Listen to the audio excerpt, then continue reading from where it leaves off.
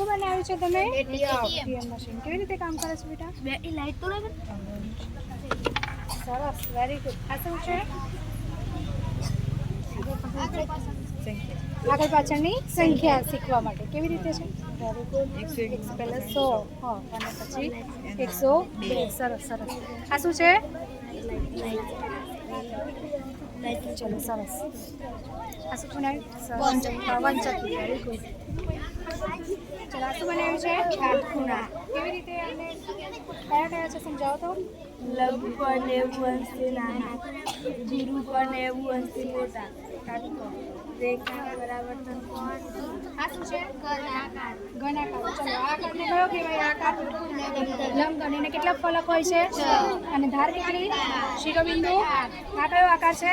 કેવી રીતે આ દોરીથી કેવી રીતે થાય છે બતાવો તો. સરસ, વેરી ગુડ. આ આકાર? હા, એને કેટલા ફલક હોય છે? ધાર, શિરોબિંદુ. Very good. આ શું છે? ખૂણાઓના પ્રકાર. સરસ. આ શેના વિશે છે? અવયવી વિશે. સરસ, બોલો કે 8ના અવયવી બોલો તો.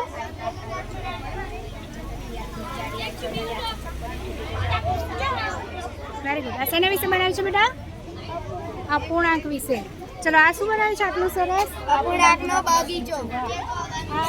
આ ચકડોળ છે. આ ચકડોળમાં અપૂર્ણાંકના બધા પ્રકારો છે. Very good. કયા કયા પ્રકાર છે? મિશ્ર અપૂર્ણાંક, શુદ્ધ અપૂર્ણાંક, અશુદ્ધ અને અપૂર્ણાંક. આ આ ખુરશી છે. ખુરશીના 3 ભાગ કર્યા છે. એવી રીતે એને 1/3 કહેવાય છે. આ અને ખુરશીના 2 ભાગ કર્યા છે એટલે 1/2 છે. કહેવાય છે. અને આ આ ચકડોળ ચકડોળ છે. સરસ, વેરી ગુડ. ચકડોળનો 4 ભાગ કર્યા છે. તેથી એને 1 છે. અને આ સીડીઓ છે. સરસ સરસ. આ શેના માટેનું છે? સરસ. આ શેના માટેનું છે? કેવી રીતે છે? ખૂણાઓ આ બને. સરસ, વેરી ગુડ. આ શેના માટેનું છે? બતાવો તો. 1નું વર્ગમૂળ 1, 4નું 4. સરસ, વેરી ગુડ. આ શું બનાવ્યું છે? લાઇટિંગ હાઉસ છે. શેનાથી કામ કરે છે?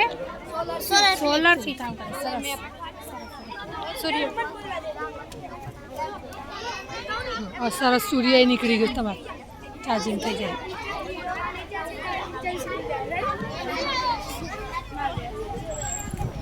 આ શું બનાવ્યું છે? વર્તુળ. આ ત્રિજ્યા છે.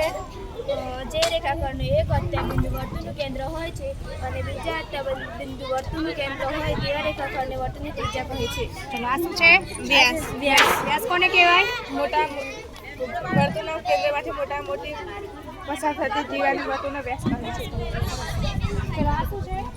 બધી વસ્તુઓ છે, સાધનો છે. કયા કયા સાધનો છે? આ શું છે? આ પરિકર છે. આ પરિકરની મદદથી આપણે વર્તુળ દોરી શકીએ છીએ. આ દ્વિભાજક જ છે. તેનાથી આપણે રેખા માપવાની મદદ કરી શકીએ છીએ. આ શું છે? આ કોણ માપક છે. આ કોણ માપકની મદદથી કાટખૂણો, લઘુકોણ જેવા વસ્તુઓના ખૂણા માપી શકીએ છીએ. આ શું છે?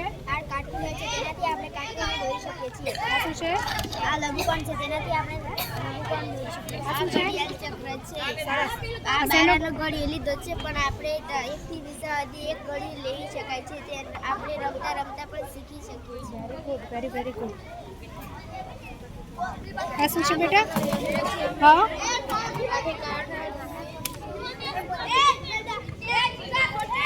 સરસ, વેરી ગુડ. આની મદદથી